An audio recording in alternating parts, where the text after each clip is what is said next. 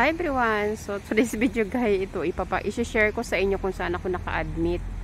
So naka-admit ako dito sa Klinikum Passau dito sa Germany. Hello everyone, welcome at this styling YouTube channel. My name is Dinda and I am Filipina, but at the moment guys, I'm working here in Germany. The styling is all about to share you a beautiful nature from here in Germany.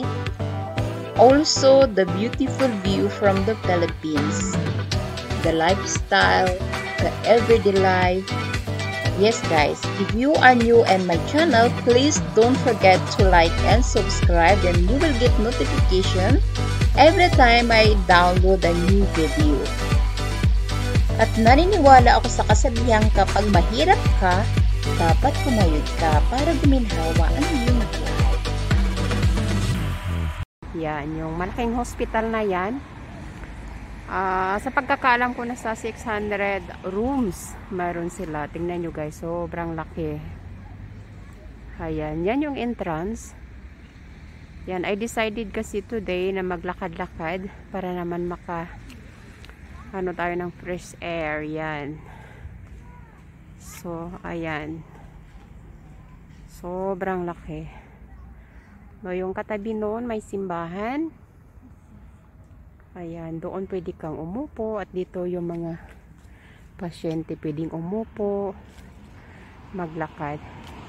Yun yung nakikita nyo na may ilaw-ilaw. Madami yan, oh. Yan yung parking nila. Kung halimbawa may sasakyan ka, pwede kang mag-park doon. Connected ng clinic. So, pagbaba mo, clinic na siya. Ayan. So, yan yung building. Kaharap. Mga tindahan. Yan. Doon sa kabilang area, doon na yung Passau Center. Shopping mall. O diba, kahit may sakit ako, nakapag-vlog pa rin ako. Grabe. So, ngayon, maglalakad tayo. So, kung nakikita nyo, lahat ng mga kakahuyan ay tuyo. Kasi nga, winter time dito. Ayan, oh. So, walang mga dahon. So, tignan nyo, may mga yan, lumalabas yung mga pasyente. Kasama ng mga bisita. Yan. Ayan, dito. Pwede tayong umupo. Yan, oh. Pero uupo tayo mamaya na. So kahit saan ka pumunta dito, may mga simbahan sila.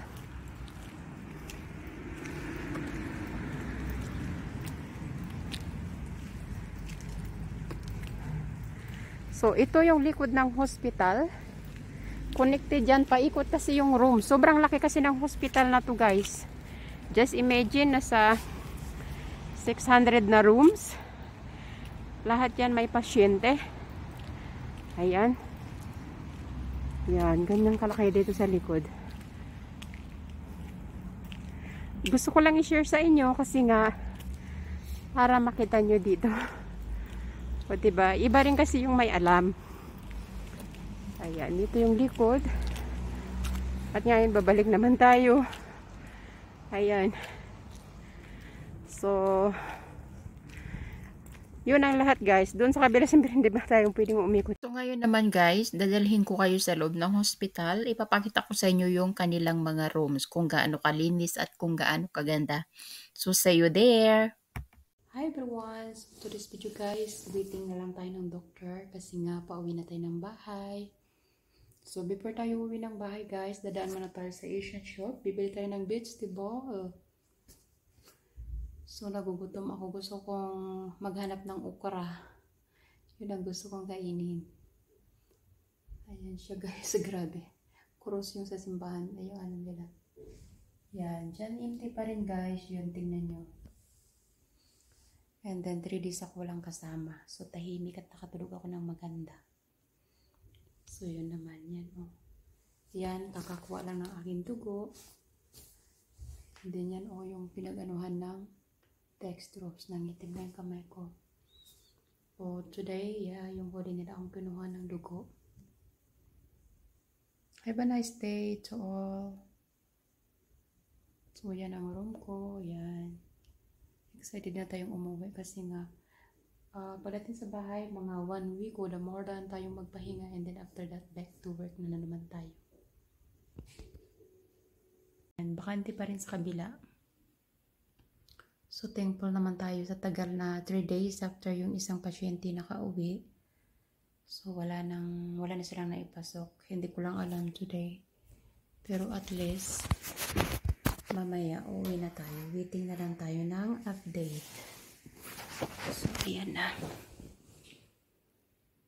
Ayan. So, ang ganda ng room. Sobrang linis. Araw-araw silang naglilinis sa kwarto. Ayan na. So, ayan na yung... So, yung damit ko naka-ready na rin, guys. Na ano ko na siya, na-prepare. So, waiting na lang rin tayo. So, yung flower na yun, galing yun sa dating pasyente. So, fresh pa rin until now. Look. Yeah, fresh pa rin. Hanggang sa makauwi tayo. So, 10 days tayong nag-stay dito sa hospital, guys. Siyempre. Sa awa naman, ngayon, medyo okay na rin yung aking kalagayan. So, at least alam na natin at tuloy-tuloy pa rin ang paggamutan natin hanggang sa mawala yung ating bukol sa liig. Yan yung bintana kung saan makikita mo yung view sa labas. So, ito yung bulaklak, guys, sa dating pasyente. Kumbaga, binisita siya ng pamangkin niya, mga kapatid niya, yan, binigay sa kanya. Pero ngayon, nakauwi na siya. Ito yung dati niyang kama. Yan, ngayon bakante na. So, gusto kong i-share sa inyo. Dito kasi matanda na, mahina na yung katawan. So, binibigyan nila talaga ng upuan na ganito. Hindi to siya basta-basta na upuan, actually. Kung saan yung pasyente kung hindi na kayang magpunta ng toilet. Yan. So, ito yung binibigay nila. Yung pasyente pwedeng tumai dito sa upuan na to. So, uupo lang. So, okay na yun. Ito yung takip. So, diba sa atin yung kaibahan, kinakatitir ka agad. Kumbaga yung tao makabangon pa. So, yun ang ginagawa. So, actually, yung pinakamaganda yung ganito. Ayan. So, pag may nakita ka naman na ganito, is yung sign na tao ay may cancer siya. So, yan. Kasi dito yung sinasabitan ng gamot.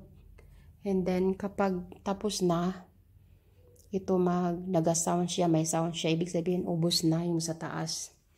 And then, papalitan naman ng bago. Kasi pag may tao may cancer, gumagamit talaga sila ng maraming gamot. Talagang sobra.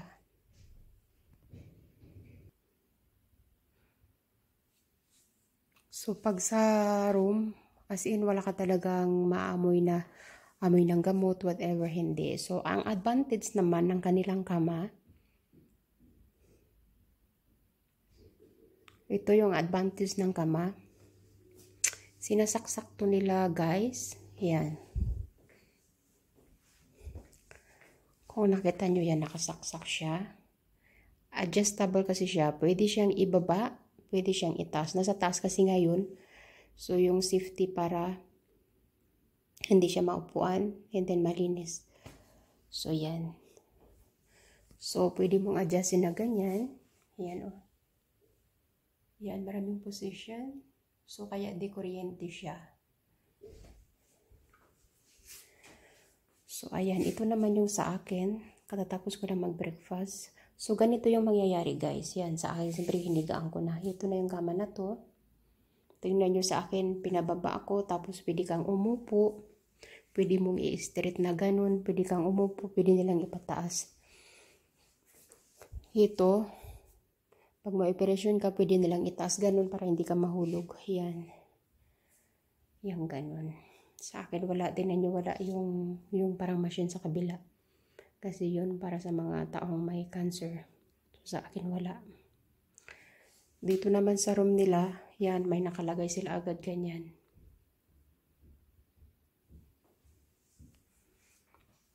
So, lalagyan ng mga gamit. Dito naman. So, yung ito, Meron silang safe box. Yan. Pag meron ka mga importanteng damit, yan, pwede mong susi dyan. Dito lalagyan ng mga damit. Yan. Yan lang, kunti lang dala ko. So, dito, yan, may for emergency sila lahat yan. May ganyan sila dito sa loob. Yan, may mga gamot sila. Yan. Yan, may mga towel. Pwede tayong gumamit. Dito, may ref sila. Pero hindi naman ako gumamit kasi wala naman akong ayaw ko naman Dito yung ayan, dito yung shower nila. Yeah, ang shower nila, guys, kaya nga dito sa kanila hindi uso yung may bantay. Kasi pag naligo ka, in case emergency, kailangan mo ng tulong, ito lang yan. So, yan, hilain mo lang. So, may nurse na kaagad na pupunta. So, pwedeng mainit na tubig, pwedeng malamig na tubig. So, mainit, normal na tubig, or malamig. So, sa CR nila, yan, na-feel mo nahihilo ka. So, may tissue kompleto sa lamin. So, pag na-feel mo nahihilo ka, hindi mo na kayang tumayo, i-click mo lang to. So, pupunta sila. May mga hawakan for safety. Basurahan. May mga sabon na rin sila dyan. Pwede mong gamitin free. And then, may alcohol sila. Paghugas ng kamay. May dryer. Pag naligo ka. Yan. So, para ka lang nag-hotel. Yun. So, di ba ang ganda?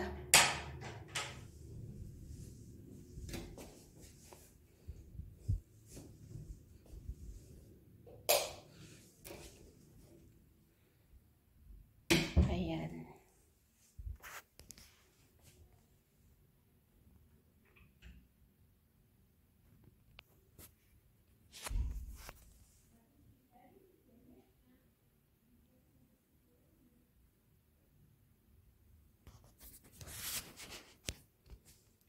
So,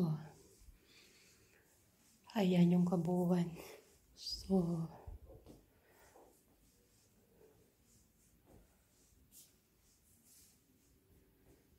sobrang good weather today. Yan. Sa labas, araw lumalabas na siya. Ngayon magpapainit tayo, itataas naman natin. So, ito, pagpababa, pagpataas. So, ngayon gawin natin, click natin. So, kailangan ipopost lang. And then, yan na siya. Tataas na siya kasi kailangan natin ng vitamin D at magpapaaraw tayo. Ayan. So, ayan. Okay, enough na yan.